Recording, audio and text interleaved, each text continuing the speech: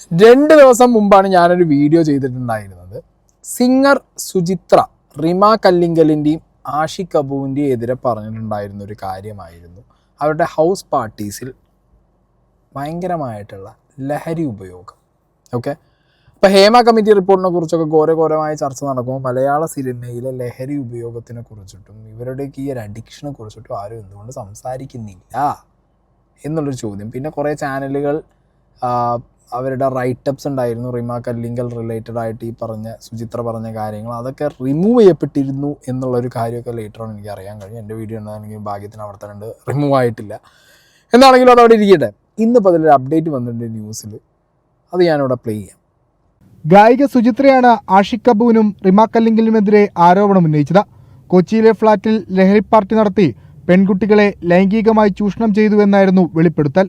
ഇതിന് പിന്നാലെയാണ് ആരോപണത്തിൽ അന്വേഷണം ആവശ്യപ്പെട്ട യുവമോർച്ച എറണാകുളം ജില്ലാ കമ്മിറ്റി കൊച്ചി DCPക്ക് പരാതി നൽകിയത്. പരാതിയിൽ പ്രാഥമിക അന്വേഷണം നടത്താനാണ് പോലീസിന്റെ തീരുമാനം. അതേസമയം ഗായികയുടെ ആരോപണം ആഷിഖ് അബു നിഷേധിച്ചു. എനിക്ക് തോന്നുന്നു ഇതിനു മുമ്പും ഒരുപാട് ഈ രൂപത്തിലുള്ള യാതൊരു അടിസ്ഥാനമോ ലോജിക്കോ ഇല്ലാത്ത ആരോപണങ്ങൾ ഇതിനു മുമ്പും നമ്മുടെ കാര്യത്തിൽ മാത്രമല്ല ഒരുപാട് ആളുകളുടെ കാര്യത്തിൽ ഇതിനു മുമ്പും പറഞ്ഞിട്ടുള്ള ഒരാളാണ്. ഇതൊക്കെ ഈ ഒരു വിഷയം വന്നതിന് ശേഷം മാത്രമേ ഞാൻ അറിഞ്ഞാണ്. നേരത്തെ റിമ കല്ലിങ്കൽ സുചിത്രക്കെതിരെ പരാതി നൽകിയിരുന്നു. ഓക്കെ, റിമ കല്ലിങ്കൽ പരാതി നൽകി. യുവമോർച്ച പോയിട്ട് ഇവർക്കെതിരെ പരാതി കൊടുത്തിരിക്കുകയാണ്. യുവമോർച്ചേൻ്റെ പരാതിയിന്മേൽ എന്താണെങ്കിലും പോലീസ് ഇൻവെസ്റ്റിഗേഷനും കാര്യങ്ങളൊക്കെ തുടങ്ങും, അല്ലെങ്കിൽ തുടങ്ങിയിട്ടുണ്ട്. അതിനെ സ്വാഗതം ചെയ്യുന്നതൊക്കെയാണ് ആഷിഖ് അബു പറഞ്ഞത്. അപ്പോൾ 24 എന്നൊരു ന്യൂസ് കൊടുത്തിട്ടുണ്ടായിരുന്നു, മലയാള സിനിമയിൽ ഒരു ലഹരി ഉപയോഗവുമില്ല, മുസ്ലിം നാമധാരികളായ ആളുകൾക്കെതിരെ സംഘപരിവാർ ആക്രമണമാണിത്, ആഷിഖ് അബു. ഓക്കെ, അമ്പാടാ ജിൻജിന്നക്കടി. അതെങ്ങനെ മലയാള സിനിമയിൽ ഒരു ലഹരി ഉപയോഗവും ഇല്ല എന്ന് ആഷിഖ് അബു പറയുമ്പോൾ 1 വർഷം മുമ്പാണ് ടിനി ടോം കണ്ടിന്യൂസ് ആയിട്ട് ഒരു വേദിയിലും പിന്നുള്ള കുറേ ഇൻ്റർവ്യൂസിലൊക്കെ പറഞ്ഞത് പല്ല് ദ്രവിച്ചൊരു നടൻ, ലഹരിയുടെ അമിത ഉപയോഗം കാരണം പല്ല് ദ്രവിച്ചൊരു നടൻ, ലഹരി ഉപയോഗിക്കുന്ന താരങ്ങളുടെ ലിസ്റ്റ് ആൻ്റണി പെരുമ്പാവൂരിൻ്റെ കയ്യിലുണ്ട് എന്നൊക്കെ പറഞ്ഞിട്ടുള്ള കാര്യങ്ങൾ 1 വർഷം മുമ്പ് ടിനി ടോം പറഞ്ഞിട്ടുണ്ടായിരുന്നു. ടിനി ടോമും ആഷിഖ് അബുവും ഒരേ ഫീൽഡിലല്ലേ, മലയാള സിനിമ തന്നെയല്ലേ. ആഷിഖ് അബു ഹോളിവുഡിലും മറ്റേ ആൾ ശുക്രനിലും അല്ലല്ലോ, ആണോ? 2 പേരും മലയാളം ഫിലിം ഇൻഡസ്ട്രീൻ്റെ ഭാഗമായിട്ട് വർക്ക് ചെയ്യുന്ന ആളുകളാണ്. സോ ഒരാൾ പറയുന്നു ആൻ്റണി പെരുമ്പാവൂരിൻ്റെ അതിന് ലിസ്റ്റ് അടക്കമുണ്ട് എന്ന്, ഒരാൾ പറയുന്നു മലയാള സിനിമയിൽ ലഹരിയുടെ ഉപയോഗമില്ല. യുവമോർച്ച തനിക്കെതിരെ കേസ് കൊടുത്തതുകൊണ്ട് എന്തായി, സംഘികൾ മുസ്ലിം പേര് കേട്ട അപ്പം പോയിട്ട് ലഹരി എന്ന് പറഞ്ഞ കേസ് കൊടുക്കുന്നുള്ള രീതിയിലൊരു സാധനം. അതെപ്പടി അത് അപ്പടി വരുത്. നിങ്ങളാരും മറ്റത് ഓർക്കുന്നില്ല, ഏത് പഴയ ടിനി ടോമിൻ്റെ ആ ഒരു ഇൻ്റർവ്യൂ ഓർക്കുന്നില്ല എന്നുണ്ടെന്നുണ്ടെങ്കിൽ അതുകൂടി ഞാനിവിടെ പ്ലേ ചെയ്യാം. സിനിമാ മേഖലയിൽ ഒരുപാട് ലഹരിയുടെ ഇൻവോൾവ്മെന്റ് ഉണ്ടെന്ന് പറഞ്ഞ ഇപ്പോൾ ഇന്റർവ്യൂസിൽ മാത്രമല്ല പല കോമഡി ഷോകളിൽ വരെ ആൾക്കാർ ആ ഒരു കണ്ടന്റ് എടുത്ത് ചെയ്തു. അതൊരു വളരെ നോർമലൈസ് ചെയ്യാന്ന് എന്താ നമുക്ക് തന്നെ പറയാം, അതൊരു സാധാരണ സംഭവം പോലെ ആക്കി അത് ചെയ്ത് മാറ്റുന്നുണ്ട്. ചേട്ടന് തോന്നുന്നുണ്ട് ഇത്രയും ലഹരി സിനിമാ മേഖലയിൽ മാത്രമാണുള്ളത്, അല്ലെങ്കിൽ ഉണ്ട്, അല്ലെങ്കിൽ സിനിമയിൽ മാത്രമാണ് ഇതെല്ലാം സംഭവിക്കുന്നുള്ളതെന്ന് തോന്നുന്നുണ്ട്? സിനിമയിൽ മാത്രം എല്ലായിടത്തും ഉണ്ട്. ഇപ്പോൾ സിനിമയിലുള്ള സംഭവങ്ങൾ തന്നെ ഈ പോലീസുകാർ മണ്ടന്മാരെന്നല്ല, അവരതിലൊക്കെ ഫുൾ ലിസ്റ്റ് ഉണ്ട്. ആൻ്റണി പെരുമ്പാവൂർ, അതിൽ ലാലേട്ടൻ്റെ ഒലങ്കയ്യറിൽ ആൻ്റണി പെരുമ്പാവൂർ പോലീസ് കൊടുത്ത ഇൻഫർമേഷൻ ഉണ്ട്. ഏത് നിമിഷം ഏത് സമയം കോമ്പ് ചെയ്ത് കഴിഞ്ഞിട്ടുണ്ടെങ്കിൽ പ്രശ്നമായിരിക്കും. അവരിൽ ഫുൾ ലിസ്റ്റ് ഉണ്ട് ആരൊക്കെ എന്തൊക്കെയാണെന്നുള്ളത്. അവർക്കെന്ത് ഇൻഫർമേഷൻ കിട്ടാണ്ട് ഇങ്ങനെ മായാലോകത്ത് ജീവിക്കുന്നൊന്നുമല്ല, അവർക്ക് എല്ലാ ഇൻഫർമേഷൻസ് ഉണ്ട്. ഒരാളെ പിടിച്ചാൽ കംപ്ലീറ്റ് പേരും കിട്ടും. അപ്പോൾ അങ്ങനെ നിൽക്കുകയാണ്. പക്ഷേ നമ്മുടെ ഒരു സ്വാതന്ത്ര്യം, കലാകാരന്മാരോടുള്ള ഇഷ്ടവും നമ്മുടെ ഒരു സ്വാതന്ത്ര്യം, അല്ലെങ്കിൽ പിന്നെ ലൊക്കേഷനിലൊക്കെ കംപ്ലീറ്റ് റെയ്ഡ് മാത്രമായിരിക്കും. നമുക്കൊന്നും ഒരിക്കലും സ്വസ്ഥമായിട്ട് ഇരിക്കാൻ സാധിക്കില്ല. അപ്പോൾ അതില്ല, സിനിമാ മേഖലയിൽ മയക്കരുന്നില്ല എന്ന് പറഞ്ഞിട്ടുണ്ടെങ്കിൽ ഞാൻ പറയുന്ന ഏറ്റവും വലിയ നുണയായിരിക്കും. പോലീസിൻ്റെ സ്ക്വാഡ് അവരോടൊപ്പം യോദ്ധാവ് എന്ന് പറഞ്ഞൊരു അംബാസഡറായിട്ട് വർക്ക് ചെയ്യുന്ന ഒരാളാണ് ഞാൻ, കേരള പോലീസിൻ്റെ. അപ്പോൾ അവരെൻ്റെ അടുത്ത് വന്നിട്ട് കൃത്യ ഇൻഫർമേഷൻ തന്നിട്ടുണ്ട്. പ്രസാദ് പാറപ്പുറം എന്ന് പറഞ്ഞ് ഈ സ്ക്വാഡിലുള്ള ആൾ സിനിമ എഴുതുന്ന ആളാണ്. അദ്ദേഹം അടുത്ത് ചെയ്യുന്ന സിനിമകളിൽ ചിലപ്പോൾ അതിൽ അഭിനയിക്കുന്നവർ ആരൊക്കെ അതിൻ്റെ അകത്ത് മയക്കുമരുന്ന് ഉപയോഗിക്കുന്നുള്ള അദ്ദേഹത്തിന് അറിയാം. അപ്പോൾ ഇവരൊന്നും അറിയാത്തവരൊന്നുമല്ല. അപ്പോൾ അദ്ദേഹം എൻ്റെ അടുത്ത് വന്നപ്പോൾ കൃത്യമായിട്ടുള്ള ലിസ്റ്റുകളും കാര്യങ്ങളൊക്കെ അവരിലുണ്ട്. ഏത് നിമിഷമാണ് നിയമം മാറുന്നത്, അല്ലെങ്കിൽ ഏത് നിമിഷമാണ് ഇവർ അറ്റാക്ക് എന്ന് പറഞ്ഞൊരു ഓപ്പറേഷൻ തുടങ്ങുകയാണെങ്കിൽ പലരും കുടുങ്ങും. ഓക്കെ, അപ്പോൾ ടിനി ടോം കണ്ടോ, നല്ല വൃത്തിക്ക് വെട്ടിപ്പായിട്ട് പറയുന്നുണ്ട്, ലിസ്റ്റ് ഉണ്ടാ ലിസ്റ്റ്.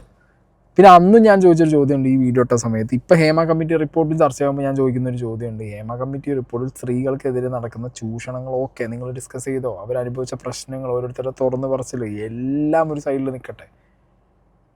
ഈ ഹേമ കമ്മിറ്റി റിപ്പോർട്ടിനകത്ത് ഈ പറഞ്ഞ അമിതമായ ലഹരി ഉപയോഗത്തിനെ കുറിച്ചിട്ട് വ്യക്തമായിട്ടുള്ള ലീഡ്സ് കൊടുക്കുന്നുണ്ട്. ആൻഡ് പോലീസുകാർ കണ്ണടക്കിയാന്നാണ് ടിനി ടോം ഒരു വർഷം മുമ്പ് പറഞ്ഞത്. ഇവിടെ എന്ത് നിയമമില്ല, ഈ നടന്മാർക്ക് വേറൊരു നിയമവും നാട്ടിൽ ബാക്കിയുള്ളവർക്ക് വേറൊരു നിയമമാണ്. അങ്ങനെയാണോ ഇവിടെ? ഹേമ കമ്മിറ്റി റിപ്പോർട്ടിനകത്ത് ഇത് നിങ്ങൾ ചർച്ച ചെയ്യേ.